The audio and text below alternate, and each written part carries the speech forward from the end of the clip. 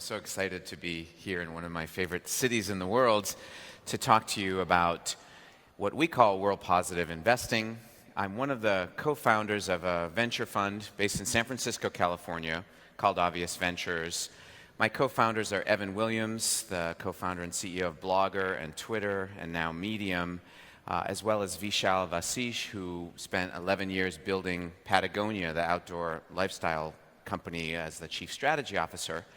And the three of us have come together to create a new kind of investment fund focused on what we think is a new movement in capitalism that we call world positive. And to help explain that, I wanted to open with a quick 3-minute video that we put together so you can hear not just from me, but from the voice and face of my partners and of some of our CEOs as well.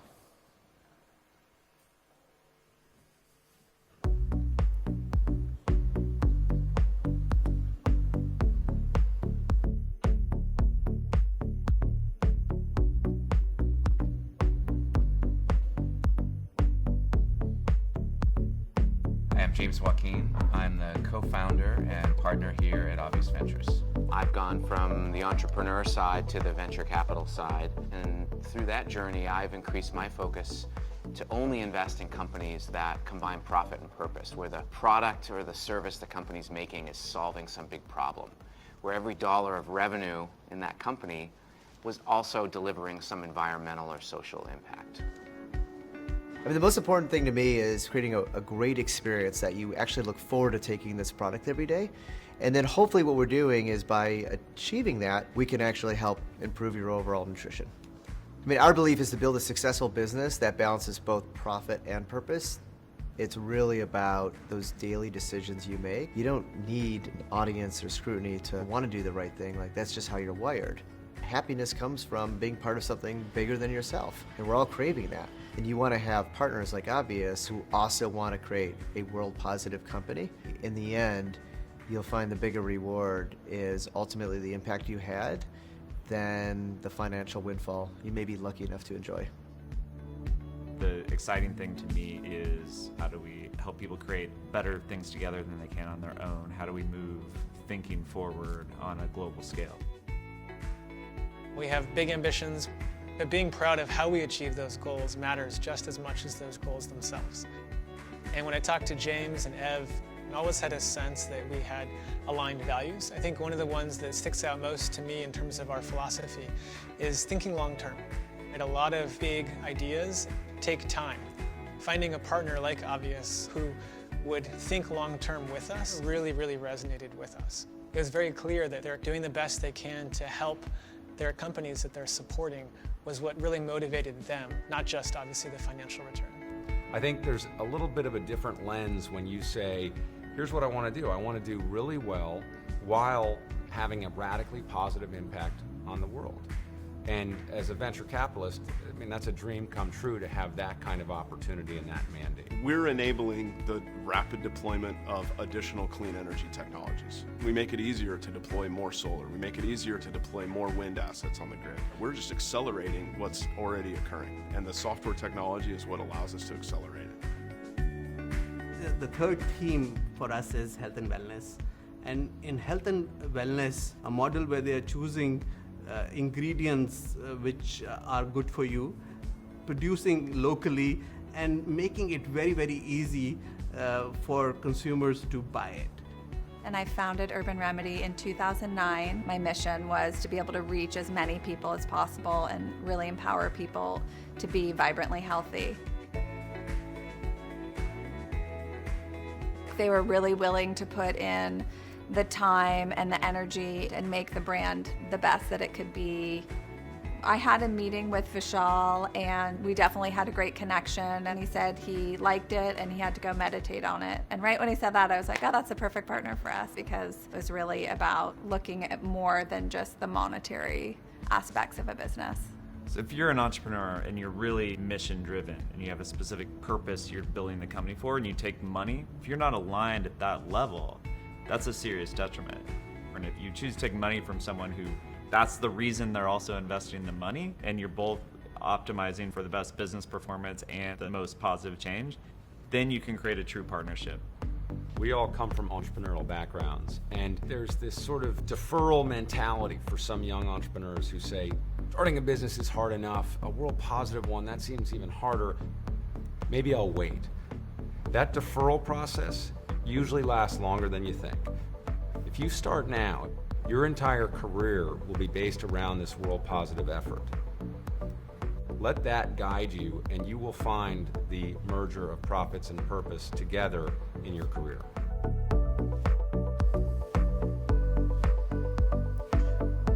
So thank you for your attention on that. You got to see in that video 3 of the portfolio CEOs in our investment portfolio. One that's a company in the wellness and nutrition space, one in the employment space helping small businesses grow, and one in the clean energy sustainability space, which are the 3 themes that we focus on. And across those themes, we have this crazy idea that we can invest in companies that, as Kira said, combine profit and purpose. Now, this is not the dominant paradigm in business today. For the last 100 years, business has been about maximizing profit almost at all costs, focusing only on shareholder value. And then for the people who benefited from that wealth creation later in life, they can, through philanthropy, solve problems by giving away some of that money. That's what Bill Gates practiced in his Microsoft years. That's what Warren Buffett practices with Berkshire Hathaway. We think there's a new megatrend happening that changes that goes from profit or purpose, takes that or, and changes it to an and. So we're living in that little Venn diagram overlap, but what we really want to do is smash those circles together. We want to see more entrepreneurs and more capital flowing into these new kinds of startups that are solving, frankly, the biggest problems that we humans face. And we think the solutions to those problems are going to create enormous value. And we think they're going to happen across almost every sector of the global economy. And I'll give you some examples of this, because while you may understand that we're crazy enough to invest hundreds of millions of dollars in these kinds of startups, it doesn't necessarily mean that we're right.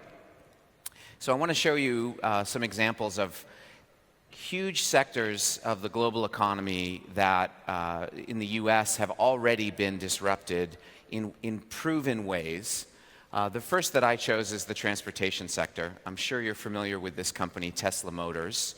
In less than 15 years, they've moved $30 billion of market capitalization value away from traditional automotive companies into a new kind of automotive company, one that doesn't make a single internal combustion engine, that only makes electric vehicles. And this image, which is straight from their homepage, we'll actually come back to this when we talk about how to market and scale these kinds of companies. Second example is the energy sector. This has taken a long time, and the valuations of solar companies have really moved up and down in the last 20 years. My team calls it the solar coaster from a financial point of view. But the companies have really persisted in really solving what we think is a fundamental problem to get off of fossil fuels, to move to a renewable, abundant energy future. And they've moved billions of dollars of market capitalization in the process. We think we're just getting started with solar. At Obvious, we're investing heavily in a new wave of software companies that are enabling the next wave of solar. Third example I picked from the public markets is food. This is a US grocer called Whole Foods. They started in Austin, Texas, a long time ago, and they slowly but surely grew to be a national phenomenon, an international phenomenon, and they've moved $10 billion of traditional grocery market capitalization over.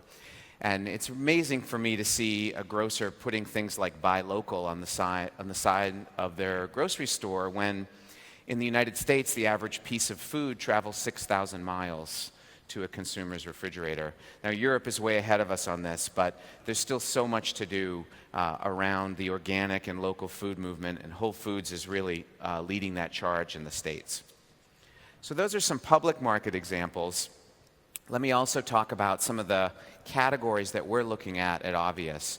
We think that there are huge businesses to be reimagined. For example, buildings, the entire stack of the built environment of how we design and build our offices and our residences it really hasn't changed that much in the last 50 years. We think it's up for disruption. We think that buildings should generate more energy than they consume. It's a simple idea, but it's very, very hard to execute in practice.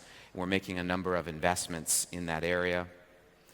We're reimagining huge resource categories. Earlier in the presentation, you saw the image of a diamond being held by some lab tweezers, where an investor in a company called Diamond Foundry that has actually created a new technology to grow diamonds in a laboratory. We call them cultured diamonds. We think that's a world-positive approach to an industry that historically has proven negative externalities. Environmental and social damage comes from diamond mining. We think there's a better way, a world-positive way, and it's going to create a lot of financial value. Similarly, this image that you're looking at is of a single-celled microbe. It's from one of our companies called Zymergen. They build robotic wet labs to actually accelerate the genetic changes of microbes to make them more efficient at making materials biologically. So this is a single-celled factory. This microbe makes an amino acid that's a valuable resource, and this company, Zymergen, is able to re-engineer the genetics of that cell to make it produce those resources much faster. We think that will lead to using microbes to create novel materials. New kinds of adhesives, new kinds of fabrics potentially could all be made biologically in a very clean and abundant way, as opposed to the dirty, scarce way that we make a lot of chemical resources today.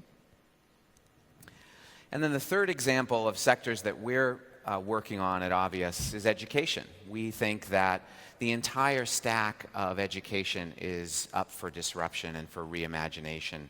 Our portfolio company, Magic Leap, is generating light fields as a new way, we think, to create immersive learning for students.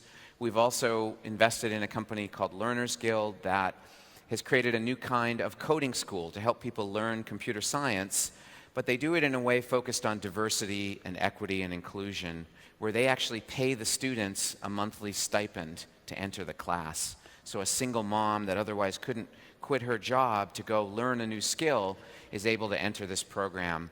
And then she pays back the tuition only if she gets a job after graduating. So it's a performance-based education with no student debt, which we think is a reimagining that's really exciting. So what does this mean for you guys? If you're entrepreneurs here in the room and you're thinking about starting a world-positive startup, where do you start? I wanted to share some of the formulas and best practices that are working for us at Obvious Ventures in our portfolio. And the first task for you is to target a big problem. I've mentioned some today already: climate change, student outcomes in education, income inequality in the workplace. There's a very long list of problems that humanity faces that we think entrepreneurs have the will and the skill to go tackle. Here's an example from our portfolio. An entrepreneur named Sami Inkinen, he's from Finland. He co-founded the real estate website Trulia, which had a very successful stock market IPO in the US. And for his next act, he's decided to take on a huge challenge and build a company called Verta Health to solve and reverse chronic disease. And the first one they're focused on is type 2 diabetes. It's a global systemic challenge. Their internal goal that is posted on their walls is to reverse diabetes in 100 million people by 2025. That is an outrageously big goal, and Sami has built a team and rallied that team around taking that on. So you have your big problem. The next step is to define a mission for your startup. And this can often be cliche. A lot of companies talk about their mission statements. They print them on a piece of paper and tape them on the wall. But if you do this authentically, it will inform everything that you do, and it will help you recruit and retain the best and brightest teams. I picked an example from a company we happen to be investors in called Planet Labs. And I just love this mission statement: image the entire Earth every day and make global change visible, accessible, and actionable. That one sentence has informed so much of what this company has done. They've designed small imaging satellites that cost 2 orders of magnitude less than traditional aerospace satellites. They've launched over 100 of them in solar stationary orbit, forming a ring around the Earth so that they take a high-resolution picture of every square inch of the Earth every 24 hours. And they make that information available to nonprofits for free for doing things like watchdogging rainforest deforestation. When the earthquake in Nepal occurred, they were able to show before and after satellite imagery and find 3 remote villages that the United Nations did not have on any map. And the UN was able to actually send rescue forces and save lives based on that. So they're building a big business with a lot of the commercial use of this imaging, but they're also creating this world positive impact with this technology. The next step we work on with our companies is to define and declare a set of values for your company. And this example is from Ollie, the nutrition company that you saw in the video we opened with. They actually crafted these 5 values, and their creative director actually built a whole set of iconography around this, and they've authored a whole employee handbook expanding on these 5. So I'm not suggesting that you copy these. You, of course, want to create your own, but I think if you, again, do it authentically, it can really inform the culture, and it can help you recruit and retain the best people. And that's why this focus on mission and values is so important for us, and we look for it as a quality in the entrepreneurs that we invest in. We think that our fund, Obvious Ventures, this mega trend of world positive startups, we've designed this for the millennial generation. We think that so much science has been done around millennials demanding both profit and purpose, that they want not just money, but also money and meaning in terms of what they do and how they spend their time. And we think that millennials are the future founders of our startups, they're the future employees of all of our startups, and they're the future customers of all of our companies. And so understanding this fundamental change in their generation, we think, is really important. And to this point of money and meaning, I want to recommend a book by Daniel Pink called Drive. And it has wonderful behavioral science around the difference between intrinsic and extrinsic motivation. And what I think this book proves is that while our employees, of course, need to make money and pay their bills and feed their families, they need to also have an intrinsic motivation on what they're working on, what they're building. And for us, that's, again, what World Positive is all about. So let's say you do all that and you're now ready to actually take your product or service to market and scale your business. You might think, well, what James has just shown me is that I should just take my mission and my values and put that on a brochure and show that to the customer. Well, actually, I'm going to tell you that that's exactly what you should not do. What we found growing our companies in market is that consumers, even an enlightened millennial consumer that cares about your values and your mission, will still make their purchasing decisions first and foremost based on their emotional and functional needs. So we try to start with an emotional benefit in terms of how we market these companies, these products, and then move to the functional benefits of the product. And then, last but not least, talk about the environmental or social benefits. But in that hierarchy below emotional and functional, here's an example I love to talk about. You probably know this product. It's the Nest Smart Thermostat. This thermostat has a wonderful emotional benefit. It's super cool. You have it on the wall of your apartment or your home. The same way the iPhone is cool. It says that you're modern, you're hip. It also has an incredible functional benefit. It gives you more control over the comfort of your home, the heating, the cooling. You can control it from your phone. You can control it when you're not at home. This thermostat even gets smart and starts automatically adjusting the heating and cooling for you, which leads to an incredibly powerful environmental benefit. Hundreds of millions of kilowatt hours have already been saved by the Nest thermostat. But you won't see that on the homepage or in the marketing materials of Nest. Oh, and by the way, enormous financial value was created with an over $3 billion exit to Google from that company. Not too shabby. Remember that Tesla screenshot I showed you when we were talking about big categories that are getting disrupted by world positive companies? Well, this is right from the Tesla homepage. Look at the tagline that they display: performance and safety refined. I think it's a great example of this marketing hierarchy. They really are communicating the emotional benefit of a Tesla, which it is insanely fast. It even has a button called ludicrous mode, it's so fast. And that's an emotional benefit to consumers that are going to spend a lot of money for a car. Next, they talk about safety. It's the safest car in its class, and that's an absolute functional benefit for you, for your family members. That safety is important.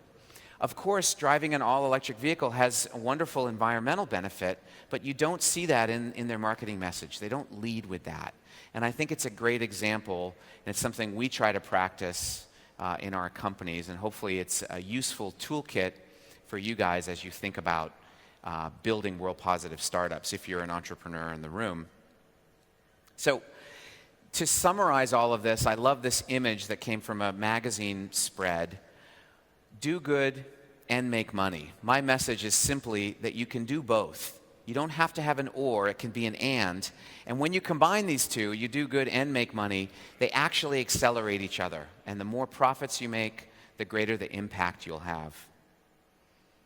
And so I appreciate your time today, and I will be around later throughout this track for questions. And I'll turn it back to Kira. Thank you.